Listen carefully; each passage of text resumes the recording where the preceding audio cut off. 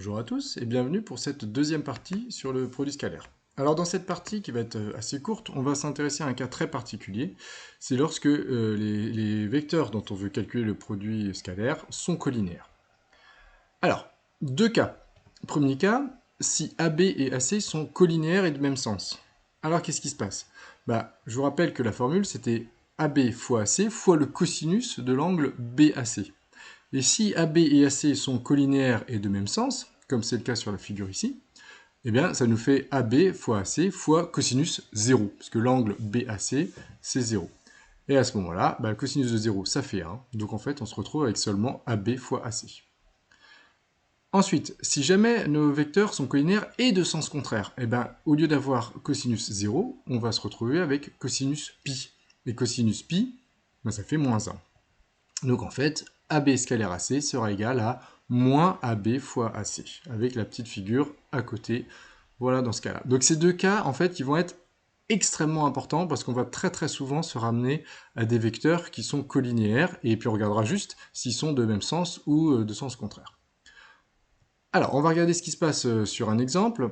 Donc je prends cette figure-là, j'ai placé 4 points, on a une droite graduée, et on va s'intéresser au calcul de quelques produits scalaires.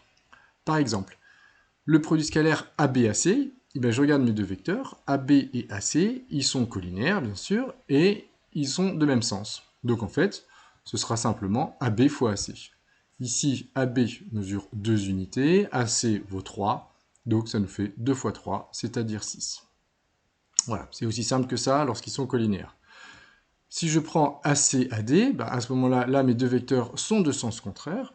Je vous rappelle, on peut toujours appliquer la formule avec le cosinus. C'est juste une version simplifiée de cette formule-là. Et à ce moment-là, on obtiendrait cosinus pi. Mais bon, c'est quand on connaît bien le cas collinéaire. Ici, on voit qu'ils sont collinéaires et de sens contraire. Donc on multiplie longueur et on met un moins devant. Donc ça fait moins AC fois AD, c'est-à-dire moins 3 fois 4, et c'est-à-dire moins 12. Voilà. Alors, ce qui va nous intéresser aussi beaucoup, c'est est-ce que les vecteurs sont orthogonaux. Donc, qu'est-ce que ça veut dire orthogonaux? C'est des vecteurs qui sont en fait perpendiculaires. On dit plutôt des vecteurs orthogonaux et des droites perpendiculaires. Donc, les vecteurs AB et AC sont orthogonaux si les droites AB et AC sont perpendiculaires. Ça va être un cas très important. Je vais vous expliquer pourquoi juste après. Le vecteur nul, lui, on dira qu'il est orthogonal à tout vecteur. Alors pourquoi c'est important? Parce que, en fait, quels que soient les vecteurs U et V, on peut affirmer que U est orthogonal à V si et seulement si U scalaire V égale 0. Voilà un petit triangle rectangle ABC en fait, et si on applique la formule du cosinus, eh bien le produit scalaire AB par AC, c'est AB fois AC fois le cosinus de l'angle BAC. Et le cosinus de pi sur 2, ça fait 0. Donc c'est un cas très important parce que c'est souvent comme ça qu'on démontrera que des droites sont perpendiculaires. On calculera un produit scalaire, et si le produit scalaire vaut 0, bien ça veut dire que nos droites sont perpendiculaires.